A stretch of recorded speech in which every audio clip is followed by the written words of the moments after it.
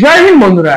আমি যদি এখন আপনাদেরকে আমাদের দেশের বেশ কিছু মানসিক ভারসাম্যহীন রাজনৈতিক নেতাদের নাম বলতে বলি, তাহলে আপনারা হয়তো সেই তালিকার প্রথম সারিতে আমাদের দেশের বিরোধী দলনেতা রাহুল গান্ধীর নামটা রাখলেও রাখতে পারেন।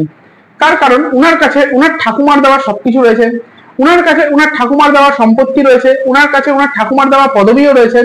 শুধুমাত্র সম্মানটাই উনি এখনো পর্যন্ত অর্জন করে উঠতে পারেননি। রাহুল গান্ধীকে কিন্তু এর আগেও একাধিকবার নিজের করা বিভিন্ন উল্টোপাল্টা এবং ভিত্তিহীন মন্তব্যের জন্য সকলের সামনে হাসির খোরাকে পরিণত হতে হয়েছে। উনাকে নিজের সাংসদ পদটাও খোয়াতে হয়েছিল। কিন্তু এতটা বেজ্জতির পরেও কিন্তু কংগ্রেসের এই প্রধানমন্ত্রীর পদপ্রার্থী এখনো নিজেকে শুধরে নেয়নি। উনি হয়তো শপথ করেছেন যে উনার দেহে যতক্ষণ রয়েছে প্রাণ ততক্ষণ উনি নেবেন না সম্মান। তো আজকের এই ভিডিওতে আমরা জেনে নেওয়ার চেষ্টা করব যে কেন গান্ধী পরিবারের এই অমূল্য রত্নকে পুনরায় দেশের পার্লামেন্ট থেকে তাড়িয়ে দেওয়া হতে পারে, এবং তার সঙ্গে এটাও জানার চেষ্টা করব যে কি করে রাহুল গান্ধীর মতো লোক বিরোধী জোটের সর্বোচ্চ স্তরে বসে নিজের এবং দেশের বিরোধী জোটের মুখে কালি মাখাচ্ছে।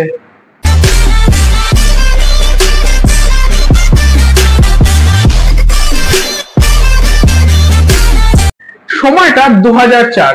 কর্ণাটকের বাসিন্দা বিঘ্নেশ শিশির, যিনি কিনা একজন আইনজীবী হওয়ার পাশাপাশি বিজেপির নেতাও বটে, তিনি কিন্তু এলাহাবাদ হাইকোর্টে কংগ্রেসের যুবরাজ রাহুল গান্ধীর বিরুদ্ধে একটি মামলা দায়ের করেছিলেন।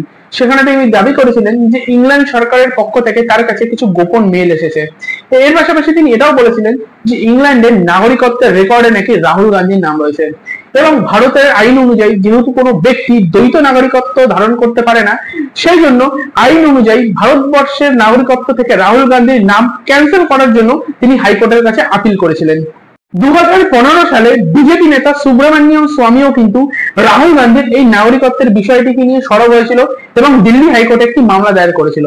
তিনি বলেছিলেন যে 2003 সালে প্রতিষ্ঠিত একটি ব্রিটিশ সংস্থার রেকর্ড অনুযায়ী স্পষ্টতই রাহুল গান্ধীকে ব্রিটেনের নাগরিক হিসেবে চিহ্নিত করা হয়েছে, এবং ভারতের আইন অনুযায়ী যদি কোনো ব্যক্তি স্বেচ্ছায় অন্য কোনো দেশের নাগরিকত্ব গ্রহণ করে তাহলে অটোমেটিক্যালি তার ভারতের নাগরিকত্ব ক্যান্সেল হয়ে যাবে, এবং না তো সে ভারতে ভোট দিতে পারবে, না তো ভারতবর্ষে সে ভোটে দাঁড়াতে পারবে। এবং বর্তমানে কিন্তু এই মর্মে দিল্লি হাইকোর্ট রাহুল গান্ধীর নাগরিকত্বের বিষয়টিকে নিয়ে কেন্দ্র সরকারের কাছে একটি স্ট্যাটাস রিপোর্ট চেয়েছে। কেন্দ্র সরকারকে আগামী 4 সপ্তাহের মধ্যে এই স্ট্যাটাস রিপোর্ট কিন্তু আদালতে জমা দিতে হবে। তবে আদালতে যদি এটা প্রমাণ হয়ে যায় যে রাহুল গান্ধী নিজের ব্রিটেনের নাগরিকত্বকে লুকিয়ে ভারতবর্ষের বুকে নির্বাচনে দাঁড়িয়েছিলেন, তাহলে উনার সাংসদ পদ তো চিরকালের মতো বাতিল হয়ে যাবে, এবং এর পাশাপাশি প্রধানমন্ত্রী হওয়ার স্বপ্ন দেখা তো দূরের কথা, উনি ভারতের পার্লামেন্টে ঢোকার এবং ভারতবর্ষের বুকে যে কোনো ধরনের জনপ্রতিনিধি হওয়ার ক্ষমতাটুকুও কিন্তু হারিয়ে ফেলবেন। এবং এই ধরনের টালমাটাল পরিস্থিতির মধ্যেই কিন্তু আমাদের দেশের বিরোধী দলনেতা রাহুল গান্ধী নিজের জং হয়ে যাওয়া বুদ্ধির উপরে বিন্দুমাত্র জোর না দিয়ে পুনরায় একটি বেফাস মন্তব্য করে দিয়েছেন। তো চলুন আমি প্রথমে আপনাদেরকে সেই ভিডিওটা দেখাই। We are now fighting the BJP, the RSS and the Indian state itself. পৃথিবীর বৃহত্তম গণতন্ত্রের বিরোধী দলনেতার এই ধরনের বক্তব্য যে সমস্ত ভারত রাষ্ট্রের বিরুদ্ধেই নাকি ওনার লড়াই।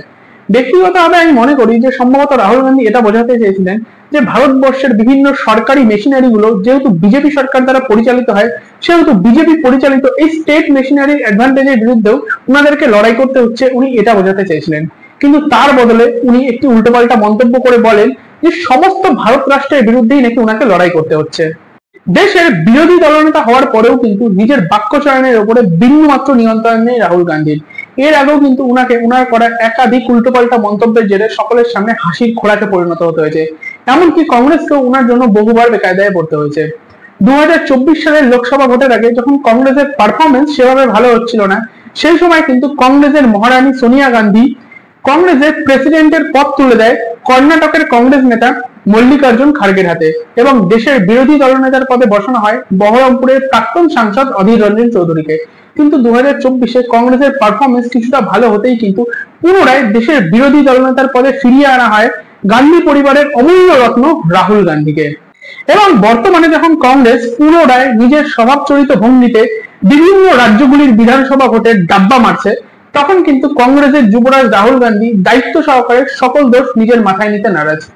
চলুন আজকের এই ভিডিওতে আমি রাহুল গান্ধীর করা আরো কিছু উক্তি আপনাদের সামনে তুলে ধরি।